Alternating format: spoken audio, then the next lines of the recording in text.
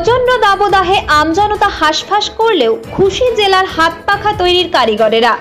গরম বাড়লেই বাড়বে চাহিদা, হবে বিক্রি, তাই নিজেরা গরম সহ্য করে অপরের শরীরকে ঠান্ডা রাখতে তৈরি করে চলেছেন হাত পাখা। এখন এপ্রিল মাস, এই সময় গত 4-5 বছর আগেও আমরা মাল দিয়ে পারতাম না, খরিদ্দাররা এসে দাঁড়িয়ে থাকতো এখানে। কিন্তু এই 4-5 বছর ধরে এমন হয়েছে মালের সেরকম চাহিদা নেই, এখন পর্যন্ত এবছরও নেই। তবে আধুনিকতার যুগে অনেকাংশেই রুগ্ন হয়ে পড়েছে এই শিল্প বলে দাবি ব্যবসায়ীদের। গরমের হাত থেকে বাঁচতে বাড়িতে ফ্যান, এসি, কুলার আশায় কদর কমেছে হাত পাখার, ফলে একরকম অস্তিত্ব সংকটেই এই শিল্প। জন্যই যাই হোক কিছুটা চলছে, তাও গ্রামের দিকে এখন অতটা তো গরম আসেনি, আসবে। শহর তো এখন ইলেকট্রিসিটি চলে গেলেও ইনভার্টার নির্ভর হয়ে পড়েছে, যার জন্য তাদের অতটা লাগছে না। কিন্তু আমরা গ্রামের ওপর ভরসা করে এখন ব্যবসাটা করে যাচ্ছি, তাদের উপর ভরসা করে এখনো মাল বানাচ্ছি। মূল্য বৃদ্ধির কারণে জিনিসপত্রের দাম বৃদ্ধি হওয়াতেও ক্ষতিগ্রস্ত হয়েছে শিল্প। তবুও আশা নিয়ে এই পাখা তৈরি করে চলেছেন উত্তর 24 পরগনা জেলার গোবরডাঙ্গার হাত পাখা শিল্পীরা। আশা করছি যে জিনিসের দামটা বড্ড বেশি আছে এই মুহূর্তে। রঙের দাম আমরা যে 200 টাকা করে লিটার কিনতাম, সেখানে এখন 350 টাকা করে লিটার। আমরা যে প্লাস্টিক নিয়ে আসি, এই যে পাখাটা রয়েছে, এটা আপনার যে মেটাল দিয়ে, মানে মেটাল তো না, এটা প্লাস্টিক, ফাইবার প্লাস্টিক, এটা যে জিনিস দিয়ে তৈরি হয় তার দামটা এখন বেশি আছে, যার জন্য একটু সমস্যা হচ্ছে। দামটা যদি কম থাকতো তাহলে আমাদের বিক্রি করতেও সুবিধা হতো, অথচ যেই দামে বেচতাম সেই দামেই এখনও বেচতে হচ্ছে। জানা যায় একজন পাখা শিল্পী দিনে প্রায় 5 থেকে 7 হাজার পাখা প্রস্তুত করতে পারেন, আর মজুরি নির্ধারিত হয় কাজের পরিমাণের ওপর।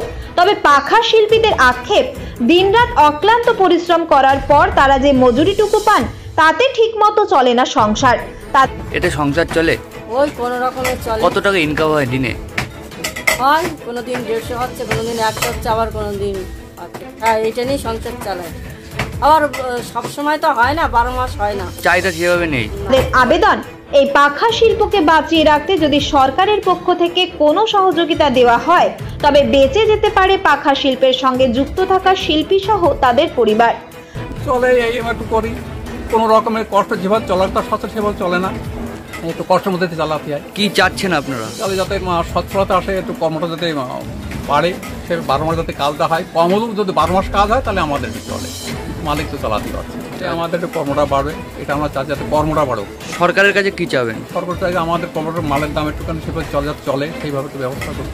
বিগত দিনে এই হাত পাখার চাহিদা এতটাই ছিল যে জেলা ছাড়িয়ে ভিন রাজ্য তথা বিহার, উড়িষ্যাতেও পৌঁছে যেত এই পাখা।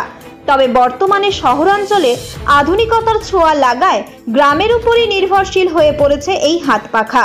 অতীতে লোডশেডিং এর সমস্যা থাকলেও তা এখন অনেকাংশেই কমেছে, ফলে গ্রাম্য এলাকায় যেটুকু হাত পাখা বিক্রি হয় তা দিয়েই কোনো রকমে টিকে রয়েছে এই শিল্পের সঙ্গে যুক্ত কারিগরেরা।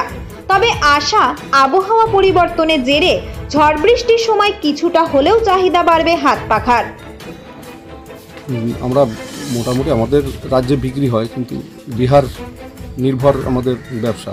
বিহারের থেকে ভারতবর্ষের বিভিন্ন রাজ্যে যায়, উত্তরপ্রদেশ, রাজস্থান, মধ্যপ্রদেশেও আমাদের, উড়িষ্যাও পাখা যায়, কিন্তু ওইখানে এখনও সেইভাবে গরম পড়েনি। আশা রাখছি ভালো হবে। চাহিদা কেমন? চাহিদা নেই এই মুহূর্তে, সেইভাবে চাহিদা নাই।